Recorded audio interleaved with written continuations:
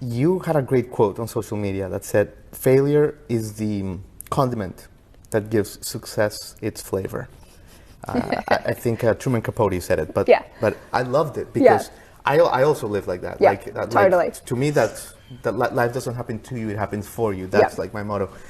Tell me a little bit about a failure.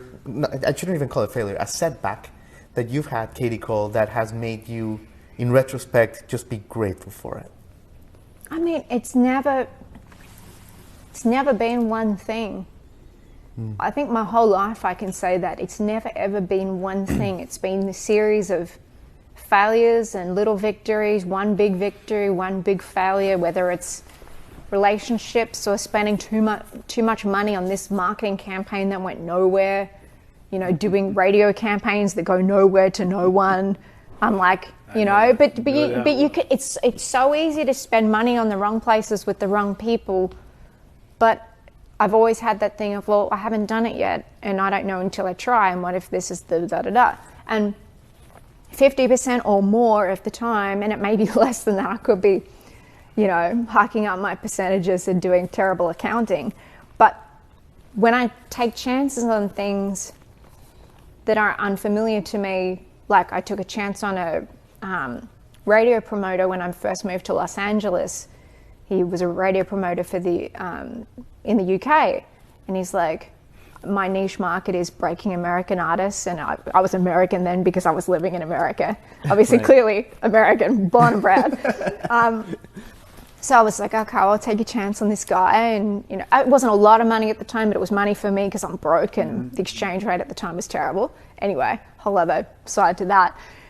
Took a chance on that, and he got me playlisted a couple of times on BBC Radio 2, which is national radio there. When it happened the second time, and he's like, this is a thing. Independent artists don't get playlisted, and being playlisted on BBC Radio 2 is like, it's like the Tastemaker playlist. They have the A list, the B list, the C list in terms of rotation, but all the surrounding countries, France, Ireland, Scotland, they all look in at that chart to go, well, do we add those songs? What are those songs? So it's the Tastemaker. And I was like, well, okay. And then I was like, well, what do I do? I've now got people listening to my song and I'm not there. So I booked myself a couple of acoustic shows over there. I don't know what I'm doing. Right. I went and played 3 shows and did some radio interviews with BBC, and like, here's me, I don't know what I'm doing, Katie over there.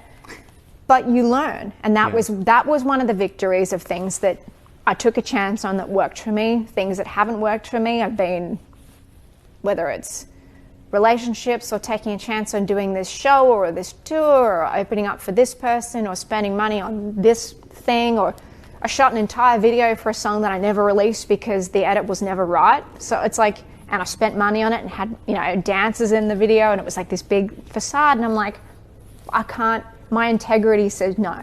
You spent the money, too bad. If it's not perfect and if it's not A-level, sorry. And that's how I've been that way for a really long time.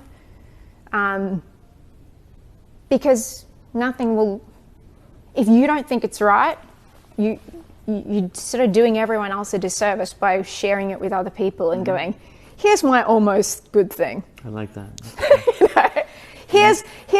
Here's my B-level thing, or whatever. And it's not that, like, things, sometimes the things that I think are like, cringeworthy or not good enough, to other people they may be like, oh my God. It may be those things to other people, but if I don't feel good about it, if I feel uncomfortable, that doesn't represent the best version of me or my art, I can't, it's not the right thing to do. It's just not. And I've turned down managers, labels.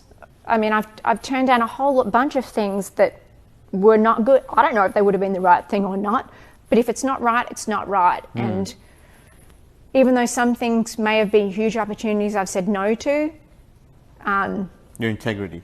I can't. Your artistic integrity, man. I just can't. And those failures, things that have broken or not worked, or things that, again, that I've either invested in that haven't worked out, or relationships I've invested time in or emotional energy in that haven't worked out, I've learned so much from them. I've learned how to fail. Yeah. There's nothing wrong with saying you failed. People are always like, you didn't fail, you learned something from it. I'm like, no, it's okay to say I failed at this thing. It's okay to take it and go, I didn't win this one. Somebody else did. And if you know how to lose, I think that's a whole other thing, because you cannot win them all. You know but what? it doesn't stop me from trying, and that's what that post was really about.